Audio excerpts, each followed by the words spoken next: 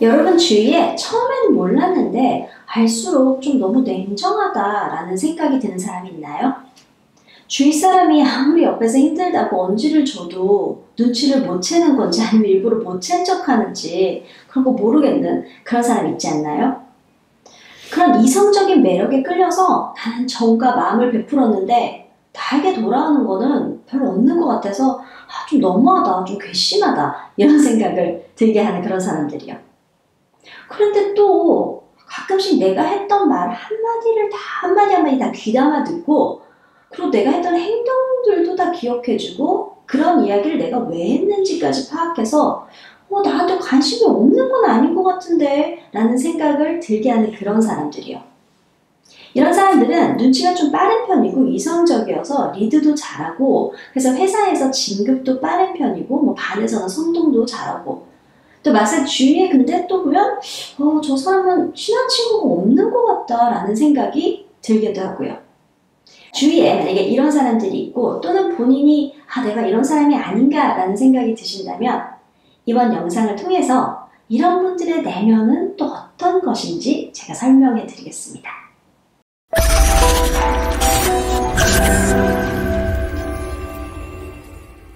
안녕하세요. 저는 바디앤마인드 연구소 소장을 맡고 있는 정희윤이라고 합니다. 우선 이 몸을 보고 정신을 안다는 것은 생소하시죠? 하지만 정신분석학계에서는 많은 연구가 이미 있었던 분야입니다. 저희 바디앤마인드 연구소에서는요, 이전에 활동하셨던 위대한 심리학자들인 프로이드, 카르 융, 라이, 로웬 같은 분들의 이론을 바탕으로 사람의 신체적 특징을 보고 성격, 행동 패턴을 파악하는 방법을 연구하고 있습니다. 제가 방금 말씀드린 이 심리 분석학자들 또는 이 발달 심리학자들의 심리 이론에 따르면요.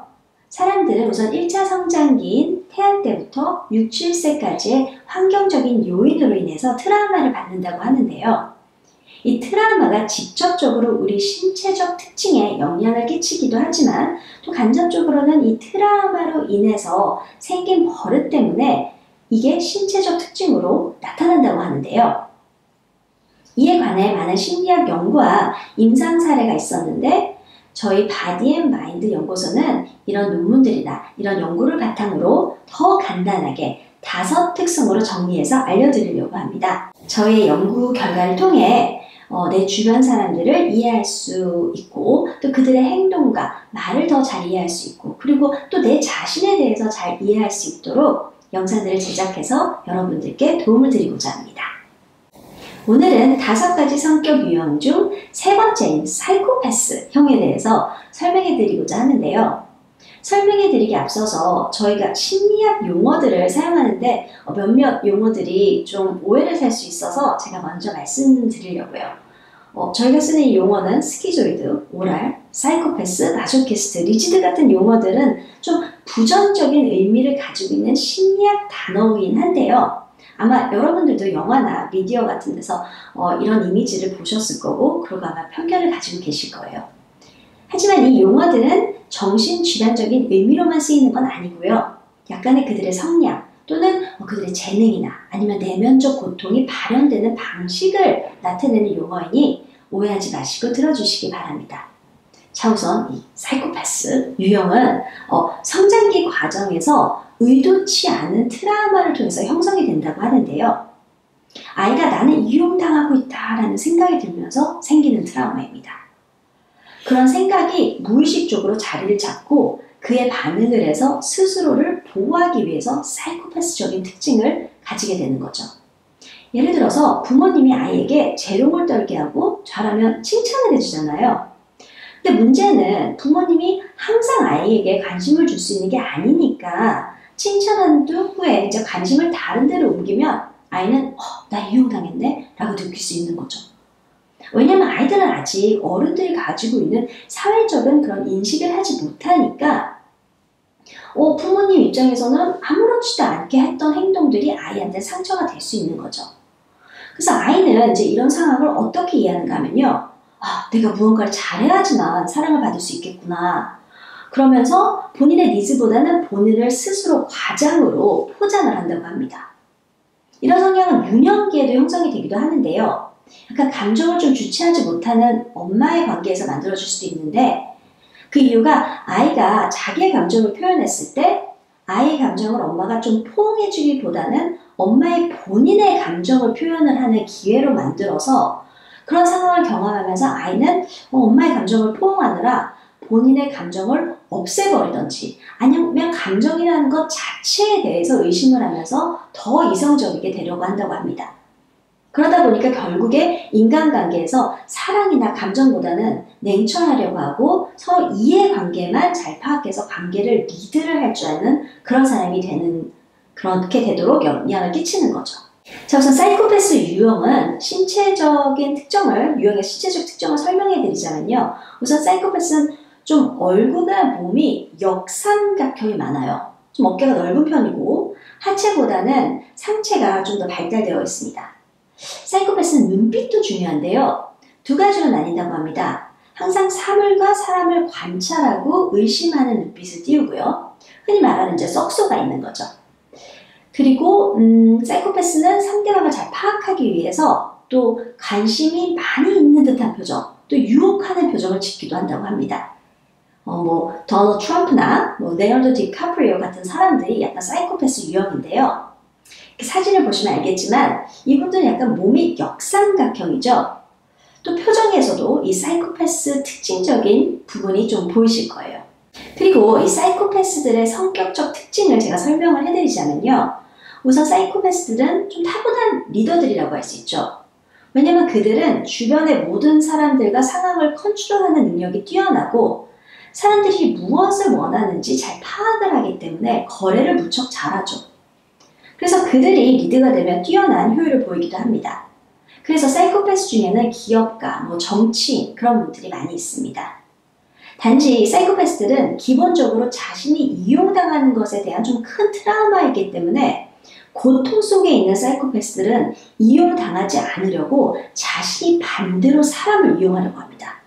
그리고 그 파워에 만족을 못해서 더 받으려고, 더 얻으려고, 그리고 절대 손해를 안 보려고 합니다. 여기서 재밌는 부분이 사이코패스들은 타인과의 감정적 공감 능력은 좀 떨어지는데 일에서나 또 인간관계에서 또 이상하게 타인을 꼭 필요로 한다는 거예요. 그게 왜냐하면 자기 스스로가 행동력이 떨어지기 때문에 타인을 좀 이용하거나 아니 또는 거래를 통해서 타인에게 일을 시키는 편이죠. 이런 점에서 이제 보시면 아시겠지만 사이코패스 유형이 사업가, 리더형이 쉽게 나타나는 거죠. 그래서 이들에게는 직접 무언가를 행동하기를 바라면 안 되고 누군가 좀 통솔할 수 있는 자리가 잘 어울리겠죠. 만약 여러분 주위에 사이코패스형 가족, 친구, 지인이 있다면 명심하셔야 할 부분은 그들에게는 나의 기쁨이나 슬픔, 외로움 같은 감성에 대해서 위로를 기대하시면 안 된다는 거예요. 여러분들이 힘들어서 단순히 그냥 위로받고 싶어서 고민을 털어놓으면 사이코패스 유형의 사람들은 위로보다는 당신이 힘들어하는 원인을 파악하려고 하고 그 문제의 해결책을 찾아주려고 노력할 거예요. 그렇기 때문에 이성적 판단이 필요할 때는 도움을 요청을 하면 좀 도움이 되죠. 하지만 감정은 노노. 사이코패스 유형에게는 언제나 명확하고 확실하게 대하는 게 좋습니다. 인간관계 또는 일에 있어서 먼저 약속하고 계약하는 걸 좋아하고 그걸 또 꼭 지키려고 노력을 하죠. 반대로 상대방에게서 그 약속을 지킬 것을 또 강요합니다. 만약 상대방이 그 약속을 지키지 않거나 중요하게 생각하지 않는다면 사이코패스 유형은 또 자기가 이용당했다고 생각을 할 겁니다. 그렇기 때문에 사이코패스들과 관계를 맺을 땐 항상 명확하고 명료하게 의사표현을 하는 게 중요하고 서로 약속된 것 이상으로 기대하거나 요구하시면 안 됩니다. 그리고 만약 이 영상을 보시는 분 중에 내가 사이코패스 유형이 아닌가 라는 생각이 드시는 분들은 제 얘기를 잘 들어주세요. 기본적으로 사이코패스 유형의 사람들은 대부분 마음에 큰 상처를 가지고 사시죠. 감정은 좀 사치라고 생각을 하면 살 테니까요. 주도권을 잡는 것과 내 자신을 좀 과장되어 보이게 하는 것만이 살아남는 거라고 생각을 할 테니까요. 하지만 그 마음의 상처를 스스로 받아들이고 달래지 못하면 나도 모르게 고통 속에 살게 되고 그런 마음으로 사람에 대한 시선을 부정적으로 바라보게 만듭니다. 사람의 말과 의도를 의심하게 되고 내가 먼저 상처받지 않고자 상대방에 대한 감정을 무시하고 이성과 합리적인 시각으로만 바라보고 모든 것을 판단하려고 들거든요. 하지만 명심하셔야 할 것은 사람이 행복해지려면 사랑과 기쁨, 슬픔, 그런 감정들을 느낄 수 있어야 한다는 거예요.